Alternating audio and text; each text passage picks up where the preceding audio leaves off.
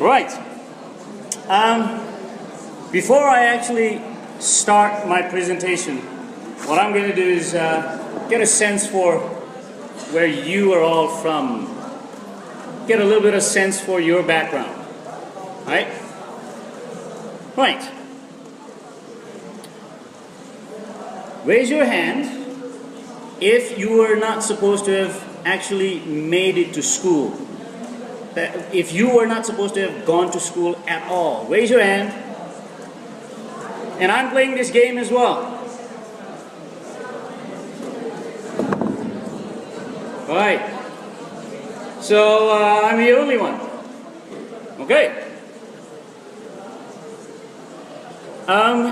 Raise your hand if you are not supposed to, you are not expected by your family, by your community, by your society. If you are not expected to graduate from high school, from 10th grade, if you are not expected to show up and take SLC, raise your hand. And if you're talking while I'm talking, there's absolutely no point in my talking.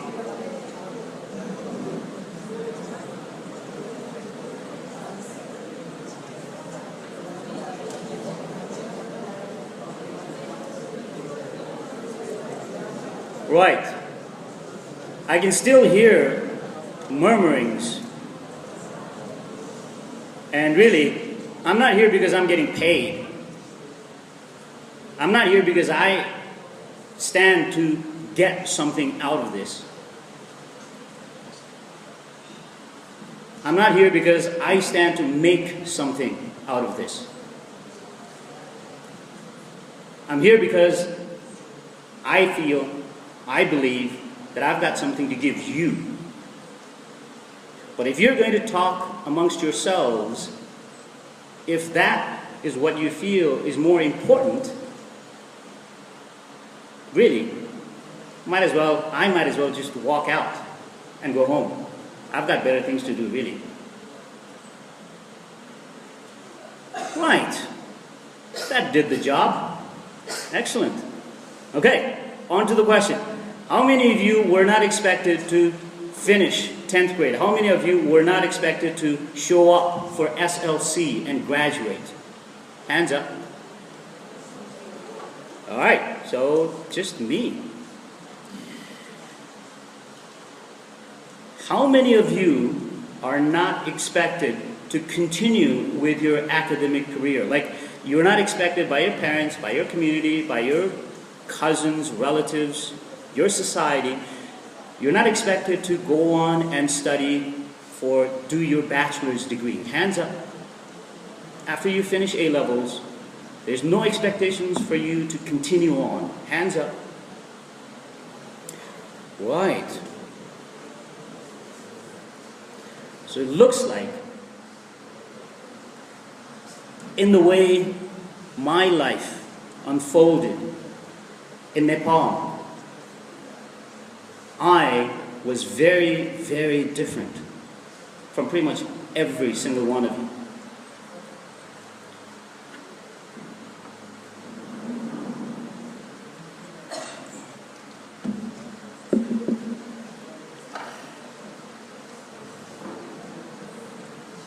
And I'm here today to share my story of, regardless of the fact that I wasn't supposed to have gone to school, how I managed not only to end up in school, not only to finish primary school, not only to finish high school, and get on to a school in Italy, go on to the US for my undergraduate degree, have a career in international teaching, and then end up back here in Nepal after 25 years to work with children at schools that I started at, that I was a student at, to work at schools where children from families whose backgrounds, families whose socioeconomic conditions in the country are similar to mine, and am now talking about that life in front of you. That's what this presentation is all about. It's all about dreams.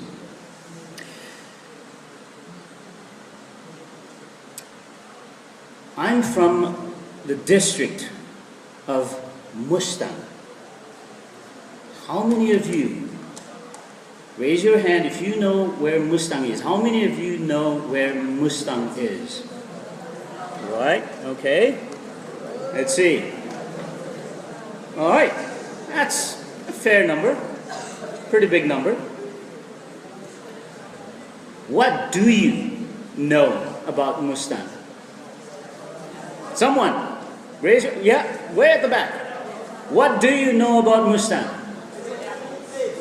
Stand up, I can't hear you. It's a beautiful place.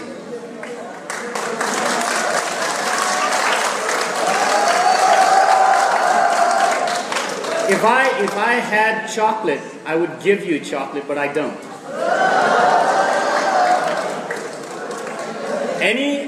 Anything else? Anyone else know anything about Mustang? Yes. Great apples, yes. Better than what you can get here in Kathmandu.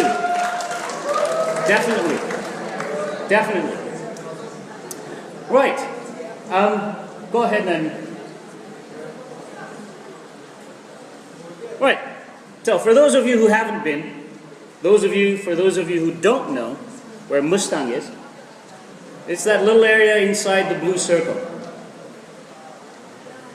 It's a highland desert, for those of you who don't know.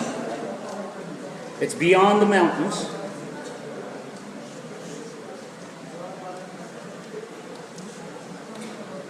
And the average altitude, I believe, is about 2,500 meters or even 3,000. It's desolate. Like I mentioned, barren, dry. And the people there, unlike many of you gathered here, are Tibetans. What in Nepali are called Bhutis. Right? And we're mostly Buddhists. And we have our own culture, tradition, language, as a matter of fact. And in Mustang is where I started my childhood. The village I grew up in, my village, is Tangbe. This little village is in Mustang and it's called Tangbe. I used to live with my grandfather, an uncle, and an aunt, and a few other relatives, cousins.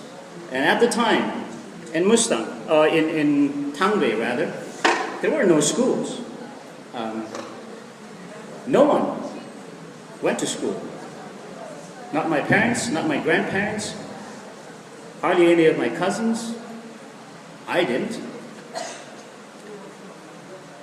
And of course, at the time, we had no electricity, no roads, no water, no taps. Forget about indoor bathrooms. None of that. No cars, obviously. No phones, no fridges, no telephones, none of that. None of what pretty much every single one of you take for granted. And so my family was quite poor. And not only that, because of the fact that we were from there, we in Nepal, and still are, considered a low caste. And even in the district of Mustang, the people from my village were considered to be pretty far down in the social structure, in the social run. We were considered to be just above the Dalits, the untouchables. And therefore, I was not expected to have even made it to school. Forget about graduating from high school. Forget about going to the US. Forget about an international career. But my dad wanted me to go to school. Partly because he had never gone to school. My mother had never gone to school. His parents had never gone to school. Because none of his cousins, siblings, except for one who had been to school for a couple of years. He wanted me to go to school so that I'd be able to read and write, because he realized that being able to read and write would place me in a much better position than himself. And my parents lived in Pokhara while I lived in the village. And my grandfather, for whatever reason, for my grandfather, I was his favorite grandson. And so he never let me go to Pokhara to live with my parents. And it took a long time. It took quite a while for my father to convince him to bring me to Pokhara.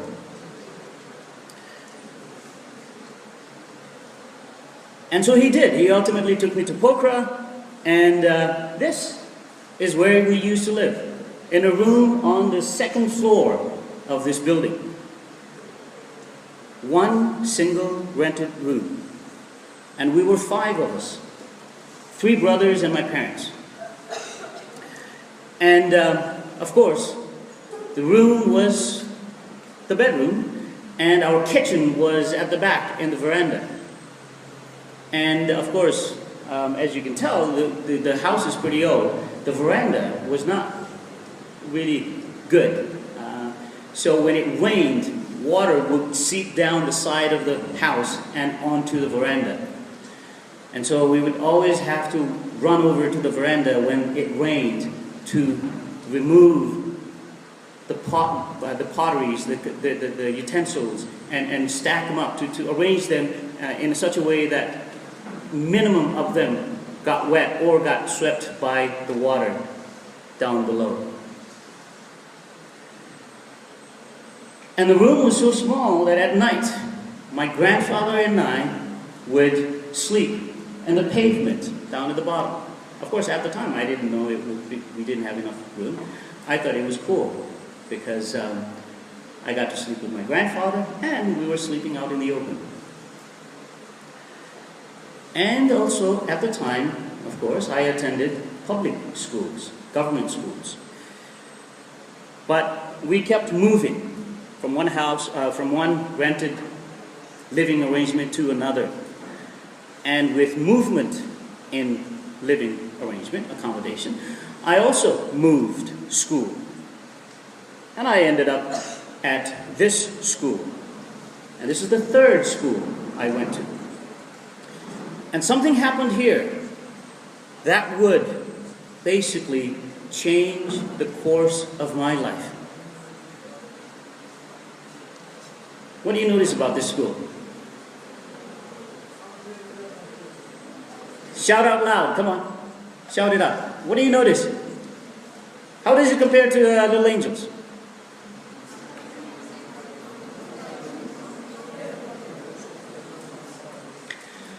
I went there in the 70s, and I took this photo in 1998.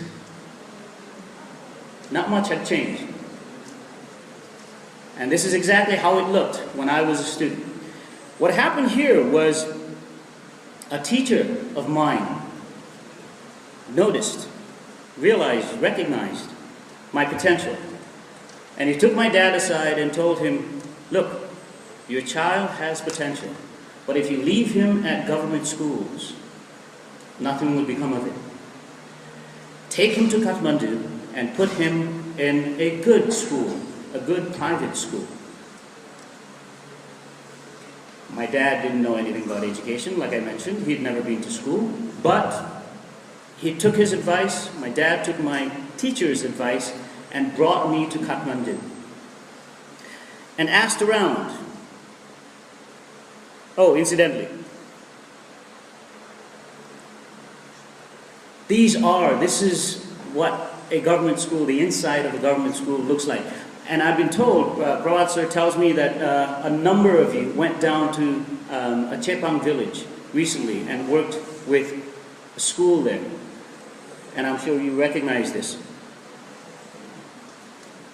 Right? And this is, these are pictures from of the inside of schools that I work with in Sindhupalchar.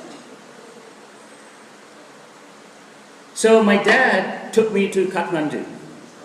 By that time, by the time I'd gotten to Baljyoti school, and by the time my dad brought me to Kathmandu to look for a new school, my family had mushroomed. We were 5 siblings and 2 parents, and at the time we lived in a 2-room living arrangement. We'd progressed, but we used to have relatives visiting us all the time. So at any time, at any given time, we would be anywhere from 7 to 10 or 12 people in this 2 living room arrangement. So it was under those circumstances that my father brought me to Kathmandu looking for a school that he could send me to. Talked to friends of his. One of them pointed my dad towards Buranim Country School, and another pointed in the direction of St. Xavier's, Godavari. And as luck would have it, I was admitted to St. Xavier's. And I was able to go to St. Xavier's because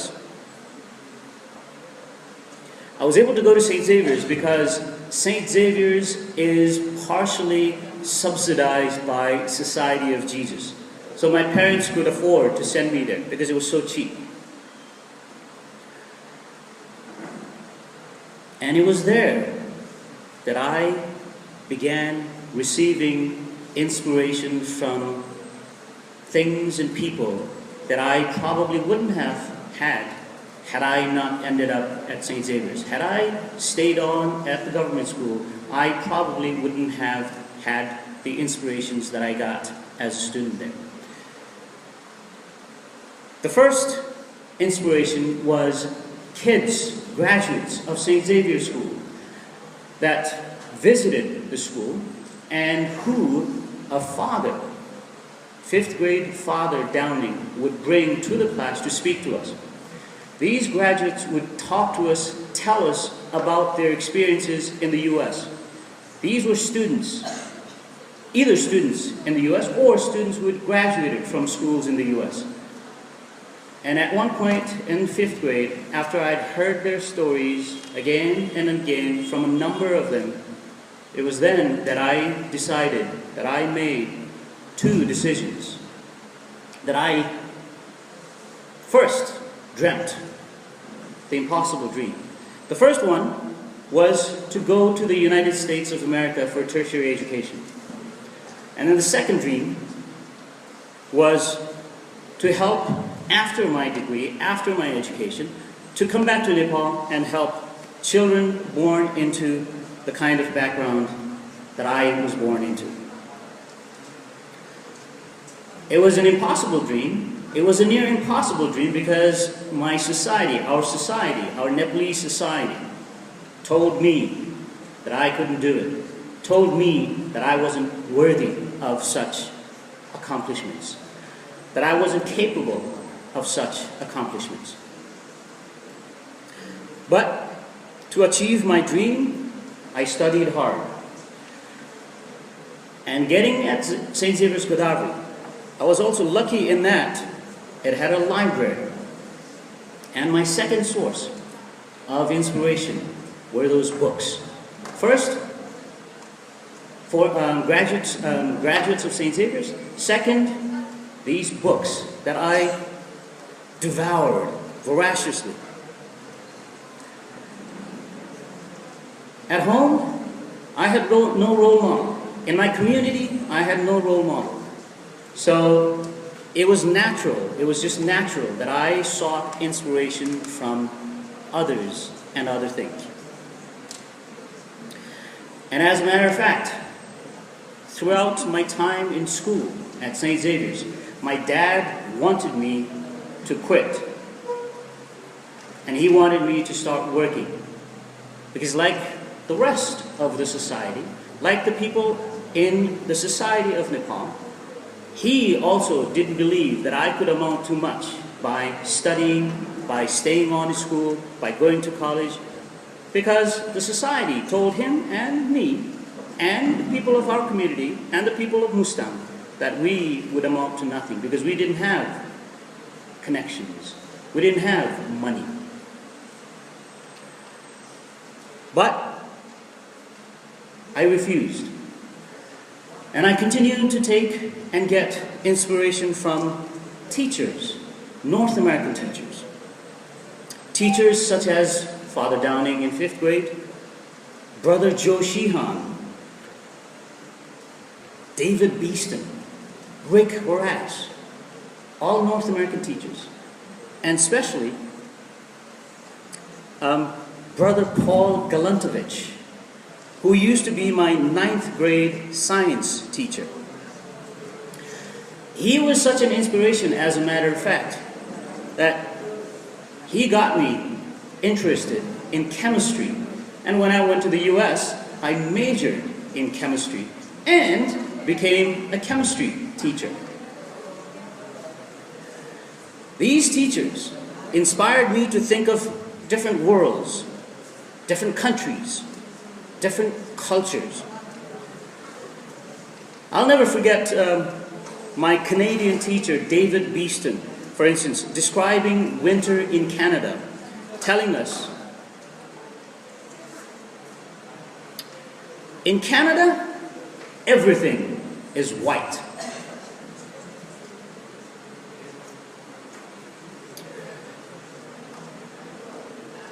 Drawing inspiration from my teachers thus, I stayed in school because I knew education was the only ticket out for me.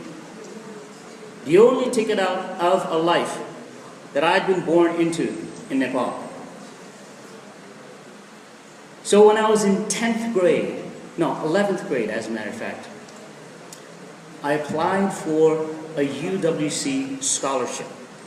UWCs are schools around the world that offer scholarships to students from all over the world to go and study, and they get scholarships.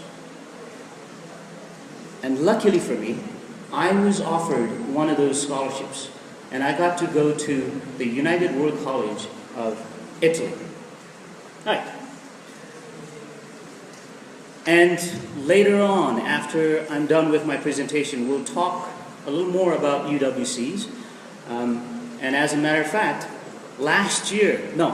2 years ago, I came here to speak and inspired, I would like to believe that I inspired a few of those students to apply for the scholarship, and one person got the scholarship and is currently a student who happens to be here amongst you, and she will come and speak to you as well.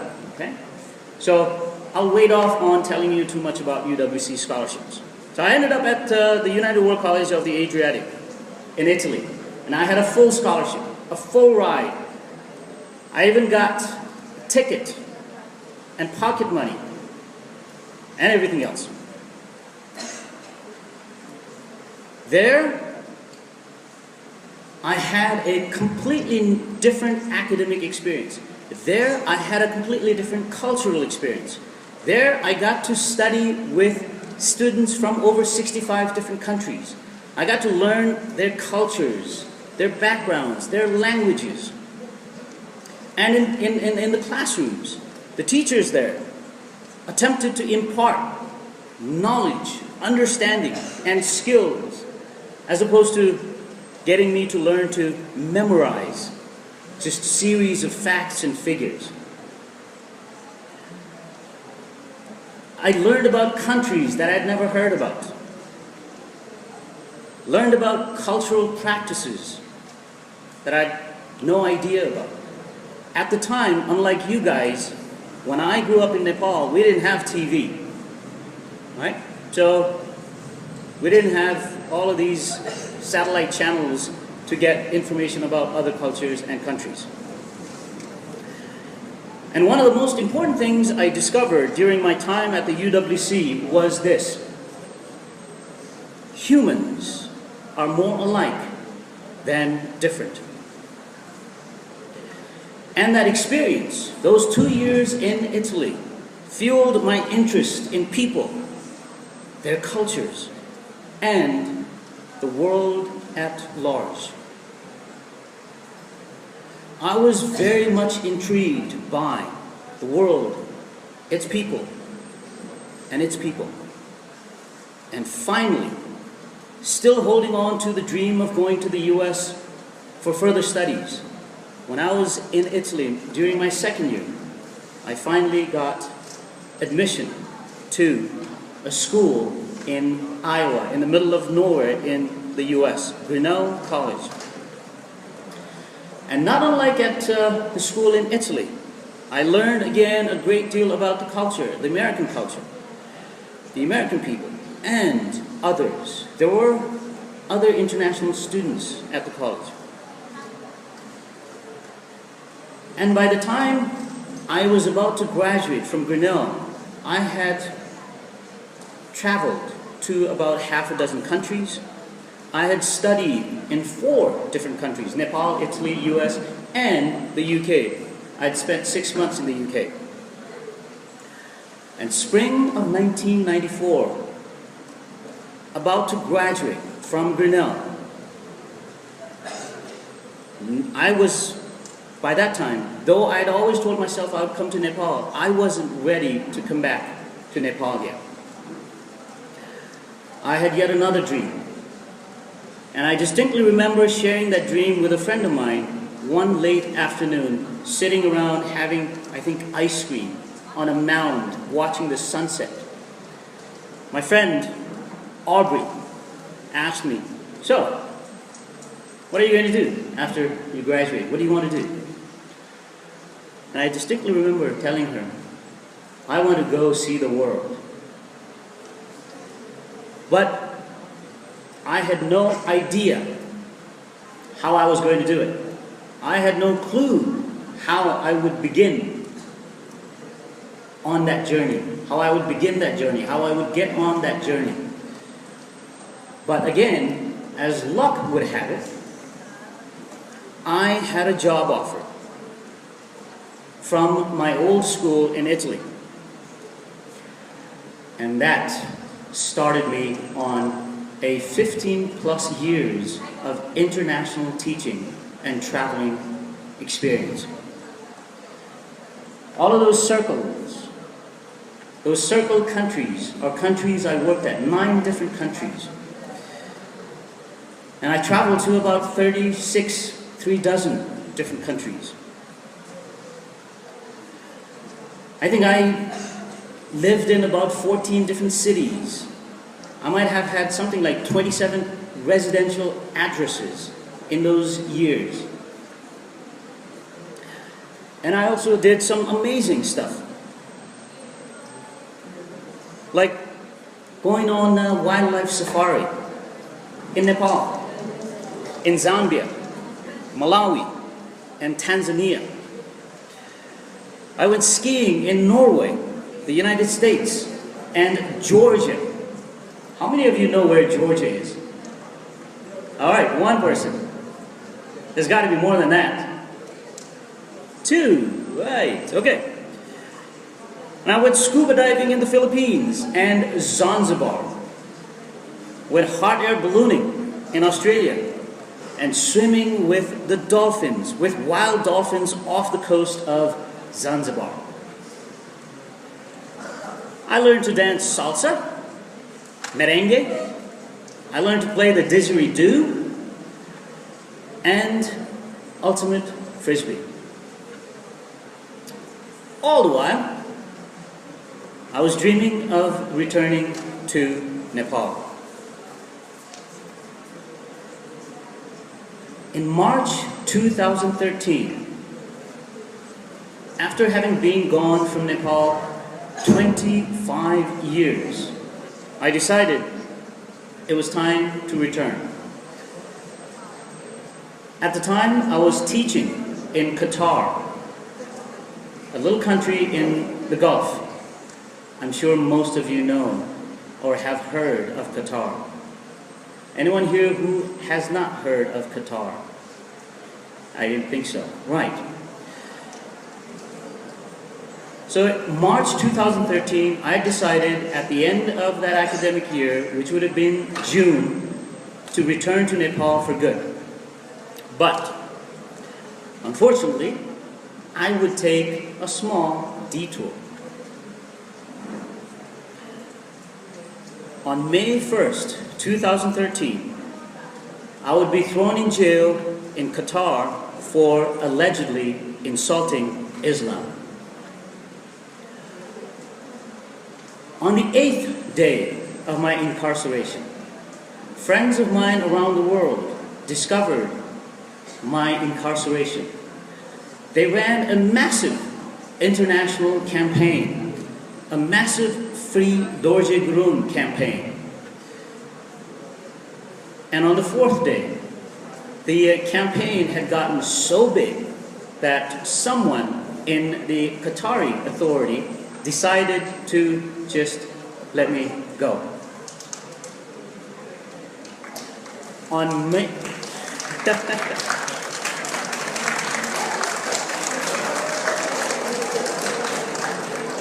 I didn't do anything to get myself released. I know why you're clapping that. Anyway, so on May 13, I would finally return to Nepal, home for good, under circumstances that I hadn't really expected or anticipated or planned. Yes, you've got a question? We'll get to that later. You can ask that later. Let me finish this first, okay? I'm sure you've got dozens of questions. We'll have time for that at the end of the presentation, okay? Right. So, after spending pretty much all of my adult life, I finally got back to Nepal in May 2013. And I started what I had always dreamt I would do. I started working with a friend of mine, running a nonprofit with a friend of mine, and helping, through our nonprofit, helping government schools implementing education-related projects. And one of those schools, there are a number of schools we work with. There are 2 schools here in Kathmandu, and there are a number of schools up in Sindhupalchok. And one of those schools is called Raikhani School. And the next video is that of kids at Raikhani School talking about their dreams. And this video was made as a promotional video for my fundraising drive. So I'll be talking about, in the video I say something about the tipping point and so on. That refers to the fundraising drive. But listen to what the kids in this school would like, would want, are dreaming of being. I want to be a policeman. I want to be an engineer. I want to be a doctor. I want to be a nurse. I want to be a teacher. I want to be a... We're here in Sindhupalchok at the school that you're supporting. You've just heard the dreams and aspirations of the students. But there's a huge gap between their dreams and reality. The reality is that the school doesn't have enough classrooms. For instance, this particular classroom, they have had to put 2 different classes together. And right now, there are over 50 students in here.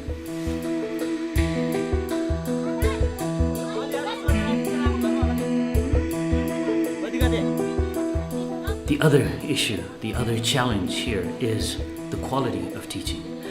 Although the teachers themselves are highly committed, they lack experience and they lack training to help the students realize their dreams.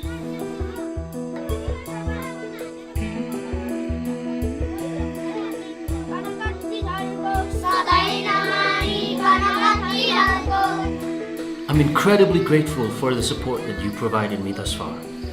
I need one final push to get us past the tipping point, to help the children of Sindhupalchok achieve their dreams.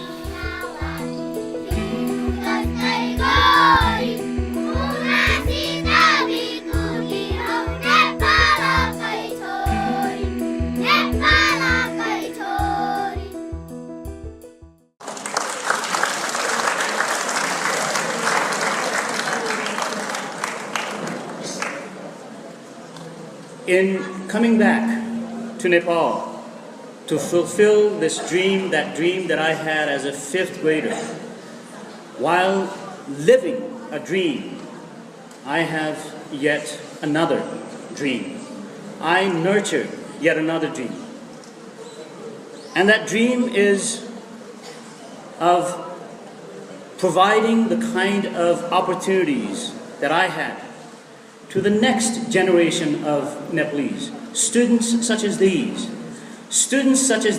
for whom the most realistic dream is to go to places like Qatar or Malaysia or UAE or Kuwait to work as an unskilled laborer. A dream to create a Nepalese society or contribute to creating a Nepalese society where everyone, not just children like you, but children like them as well, have access to the education that they want, the education that they need in order to be able to exercise their freedom to dream and chart their destiny. That brings me to you. Having completed SLC and being able to attend a higher secondary school, you belong to a very small minority of Nepalese. Less than 10% of Nepalese have 12 years of education. And you will probably continue to have opportunities that most Nepalese don't and won't for a long time to come.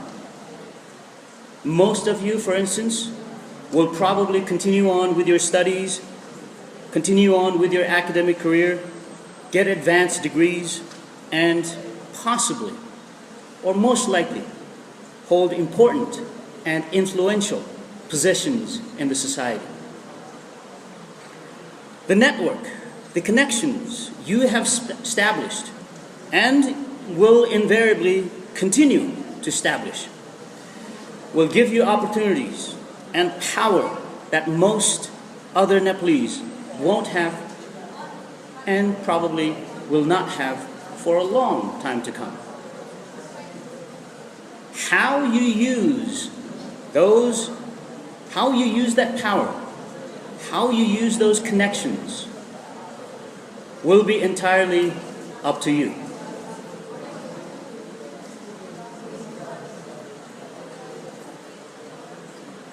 My hope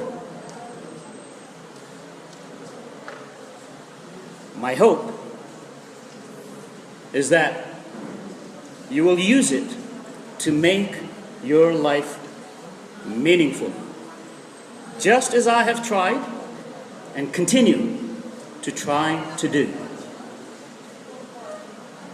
Thank you.